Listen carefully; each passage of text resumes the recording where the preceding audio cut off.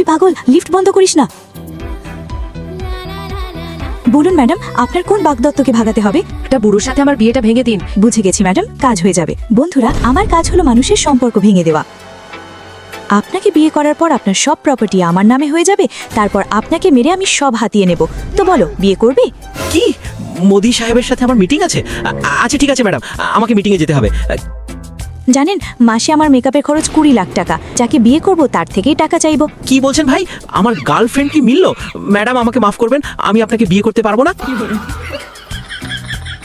আপনার নাম কি জিনি? হ্যাঁ, আমার নাম জিনি। এই ছেলেটা দেখতে কত সুন্দর, মন চাইছে একেই বিয়ে করে নি। কি ভাবছেন আপনি? কিছু না। না, আমার এই ছেলের উপর ইমপ্রেস হওয়া উচিত নয়, নিজের কাজ করা উচিত। আমি টাটা কোম্পানির মালিক। কি টাটা কোম্পানির মালিক? আপনি কি আমাকে চেনেন? না, চিনি না। আপনি যদি আমাকে বিয়ে করতে চান তবে আমার আম্বানি কোম্পানিকে প্রচুর যৌতুক দিতে হবে। সেটা তো দেওয়া যাবে, সাথে সাথে আমার জমি জায়গার অর্ধেক অংশ আপনি পেয়ে যাবেন। না, আমার ইমপ্রেস হওয়া চলবে না, বিয়ে ভাঙতে হবে। আমি বাইরে ঘুরতে যাওয়ার জন্য 7,000 কোটি টাকা খরচ করি। এ তো সাধারণ ব্যাপার, আমরা তো ঘুরতে যাওয়ার জন্য 10,000 কোটি টাকা খরচ করি। এ তো মহা বড় লোক, বিয়ে ভাঙার জায়গায় আরো জুড়ে যাচ্ছে। কি করি এখন? আপনি কি আজ রাতে আমার সাথে হোটেলে শোবেন? আমরা খুব মস্তি করব।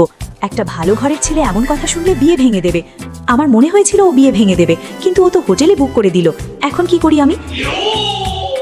আমি রুম বুক করতে যাচ্ছি, আপনি কাপড় চেঞ্জ করে নিন। এসব কি হচ্ছে? আমি এটা করব না, আমি এখান থেকে যাচ্ছি।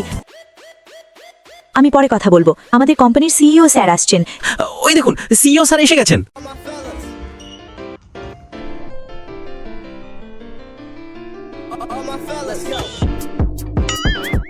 আরে, এটা তো সেই ছেলে যার সাথে আমি ডেটে গিয়েছিলাম। সেই সিইও স্যার রিয়াকে পছন্দ করেন।